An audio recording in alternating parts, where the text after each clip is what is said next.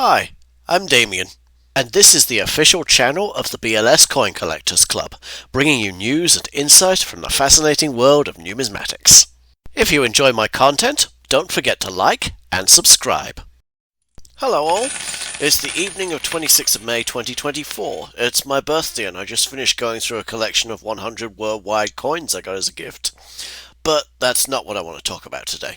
Today I'm going into the early history of the BLS Coin Collectors Club itself, and we'll be looking at some coins that were in my collection then, and still are now.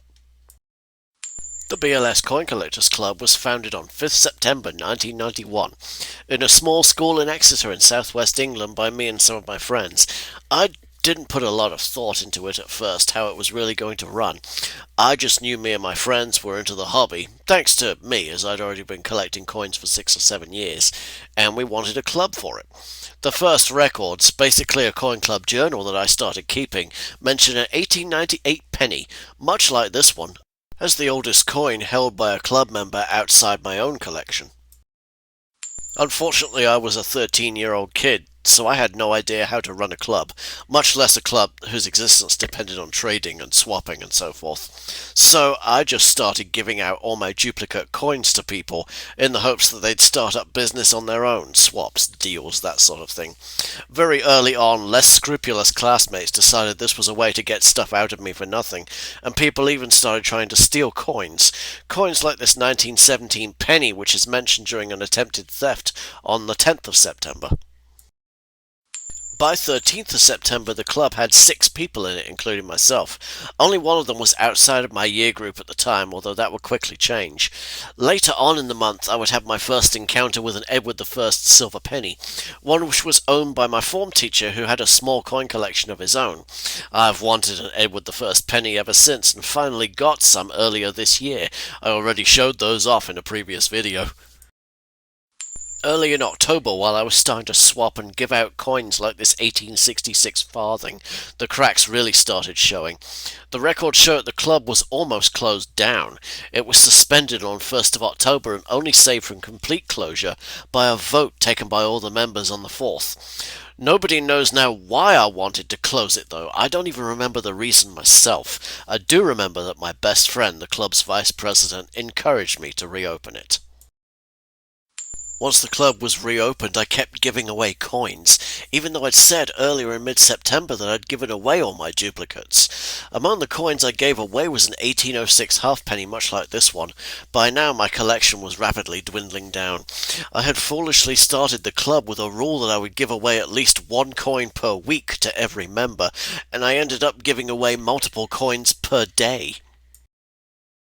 This rather badly damaged 1827 penny, and this much nicer 1738 halfpenny are the first coins still in my collection that are actually mentioned in the Coin Club's records, both of them on 7th of October 1991. The 1827 penny wasn't mine at the time, but belonged to a close friend and neighbour who joined the club. I seem to have got the coin myself early in 1993, while the 1738 halfpenny was already mine and had been for some time. By the end of 7th of October, the club had 8 members and would shortly grow even bigger, even while my own coin collection got smaller and smaller due to my sad habit of giving away coins. A record for 9th of October shows that it wasn't all me giving coins away.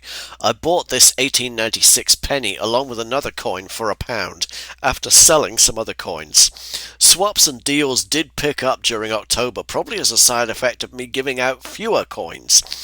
The actual events ran contrary to my idea that the more coins I gave out, the more business would happen.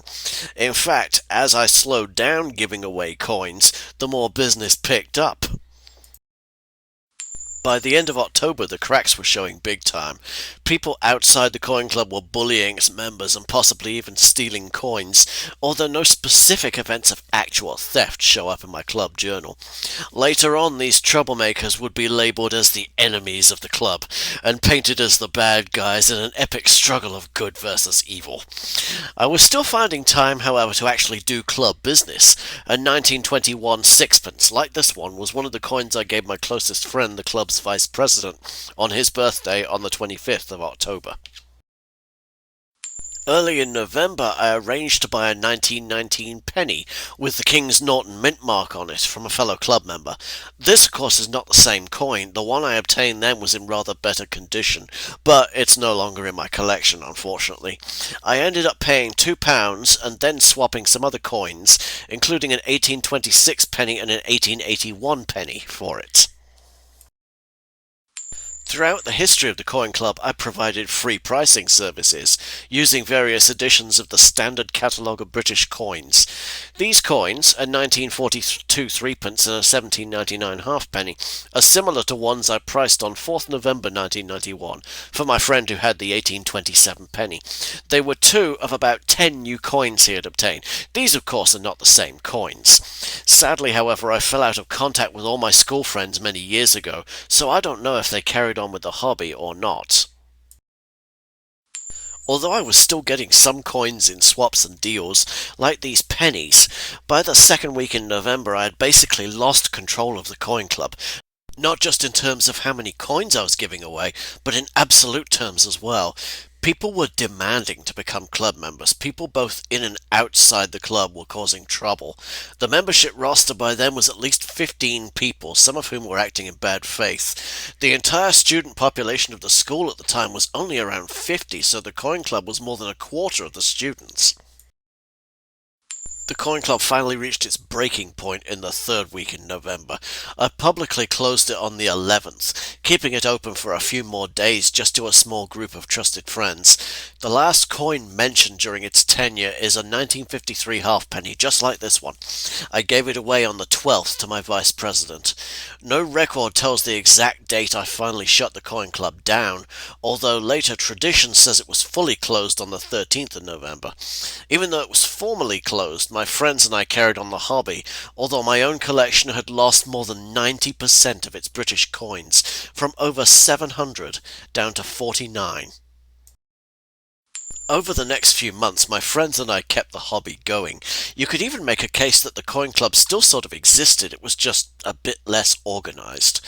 One of the coins I obtained during the time I spent trying to rebuild my collection was this 1921 florin. I got it in a swap with the same friend who had the 1827 penny. He would later have a bunch of his coins stolen, including another 1921 florin like this one. However, as 1992 began, I had already started building my collection back up, and later months would show that the Coin Club wasn't over yet. Next time, we'll go into 1992 and see what became of the Coin Club and its members, and we'll take a look at even more coins talked about in its records. Until then, if you enjoyed this video, give us a like, and don't forget to hit that subscribe button.